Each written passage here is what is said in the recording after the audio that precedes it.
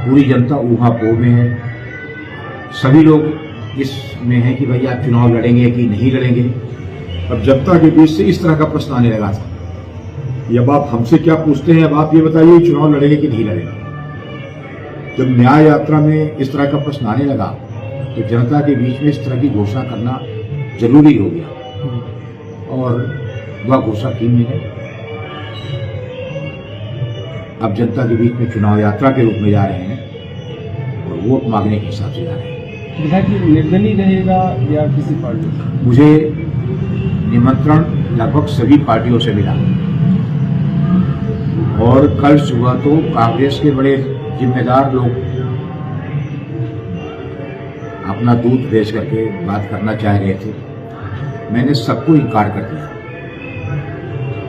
कांग्रेस को भी इनकार किया, बहुजन समाज पार्टी को इनकार किया, आपको इनकार किया, समाजवादी पार्टी को इनकार किया। मैंने विनम्रता से सबको इनकार किया। मैंने उनके बड़प्पन को प्रणाम किया कि भाई आपने मुझे याद किया ऐसे समय पर, मैं आपका धन्यवाद करता हूँ।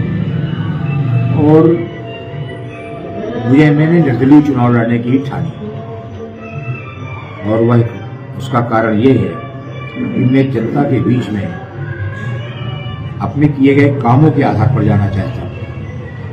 जनता के बीच में पुराने संपर्कों के आधार पर जाना चाहता हूँ। जनता के बीच में जो मेरे लगातार लंबे समय से संपर्क है उसके आधार पर जाना चाहता हूँ। इसलिए मुझे अभी किसी पार्टी के प्लेटफॉर्म की जरूरत नहीं हुई और अभी मैं निर्दलीय हूँ। नकली भाजपा जो है वो आपके आचार संहिता उल्लंघन का आरोप लगा रही थी कि बगावत कर रहे हैं और चुनाव लड़ने का कल बिगुल भी फूट चुके हैं बमनी क्षेत्र से। कांग्रेस कैसे देखती है इसको? देखिए, मैं व्यक्तिगत रूप से इस बारे में इतने कह सकता हूं कि विधायक जी के साथ गलत हुआ। पंडित केदारनाथ शुक्ला जी सीधे जिले के भारतीय जनता पार्टी के बहुत वरिष्ठ नेता थे और उनका अधिकार बनता था। और एक ऐसे समय में जब उनको पार्टी की जरूरत थी, उम्र के उस पड़ाव में वो खड़े थे कि उनको पार्टी की जरूरत थी, लेकिन पार्टी ने जिस तरह से संघर्ष का दौर देखिए उन्होंने कितने संघर्ष से यहाँ स्थापित किया है पार्टी को, तो उनका वो संघर्ष न देख के और जिस तरह से उनको निचोड़ के बाहर फेंकी है, तो कहीं न कहीं उसका परिणाम भारतीय जनता पार्टी को मिलेगा।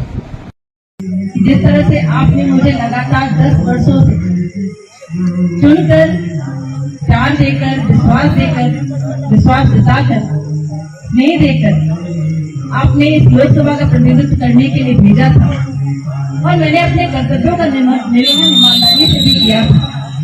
उसी तरह आप मुझे इस विधानसभा के प्रतिनिधि के लिए, इस विधानसभा के विधायक के अपने वोट को स्नेह के रूप में देकर जरूर चुनकर 17 नवंबर को मुझे विधानसभा भेजेंगे और इस क्षेत्र की आवाज बुलंद करने के लिए मुझे अपना हिस्सेदारी निर्वहन करने का मौका देंगे।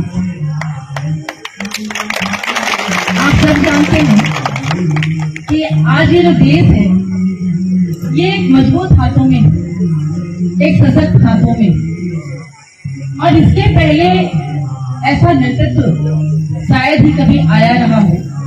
ये हम सब सामान्य रूप से ही बात करते हैं, चाहे कोई कम पढ़ा लिखा हो, चाहे कोई ज्यादा पढ़ा लिखा हो, चाहे कोई बहुत बुद्धिजीवी हो, चाहे कोई सामान्य स्तर पर जीवन यापन करने वाला व्यक्ति हो। हर व्यक्ति के जुबान पर आज के समय में मोदी मोदी और मोदी।